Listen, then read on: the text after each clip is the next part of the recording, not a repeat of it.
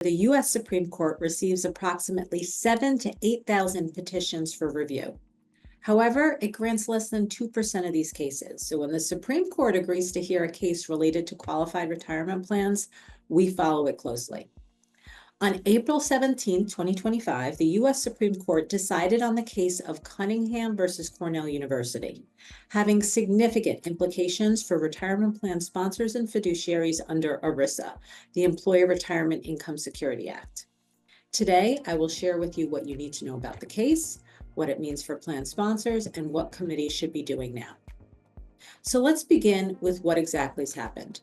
Cunningham versus Cornell was originally filed nearly 10 years ago by the law firm Schlichter Board LLP. This was on behalf of 28,000 Cornell employees accusing the school's 403(b) plans of paying excessive record-keeping fees. The lower courts had decided that the plaintiffs, i.e. the participants, had not provided enough evidence to show that the fees were unreasonable. However, in many ways, the Supreme Court case flipped the script.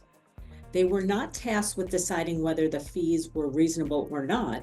Instead, they were presented with the question of who bore the burden of proof.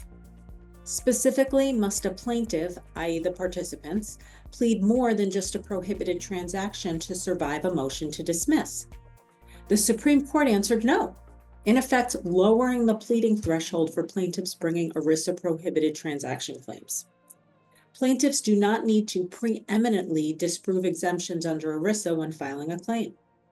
Instead, plan sponsors must raise those exemptions as affirmative defenses. What that means is they need to demonstrate why they did meet requirements before a case can be dismissed. So what exactly are the implications for plan sponsors? For one, there's increased litigation risk. The ruling may lead to a surge in lawsuits, even for routine transactions with service providers. And it seems there's been a burden shift. As I mentioned, sponsors must now be prepared to prove that exemptions apply rather than relying on plaintiffs to disprove them at the outset. There's going to be greater scrutiny of fees and service arrangements, and sponsors should ensure that all transactions are well documented, necessary, and involve reasonable compensation. Proactive fiduciary governance is more important than ever, especially in vendor selection, fee benchmarking, and documentation. So I'm going to leave you with 5 post-Cornell fiduciary checklist items for plan sponsors. Number 1, review service provider agreements and liability insurance, fiduciary liability insurance if applicable. You want to ensure that contracts with record keepers, investment managers, and consultants are well documented and reasonably priced. There may, in fact, be a need to revisit existing contracts, particularly if you've been with the same provider for some time.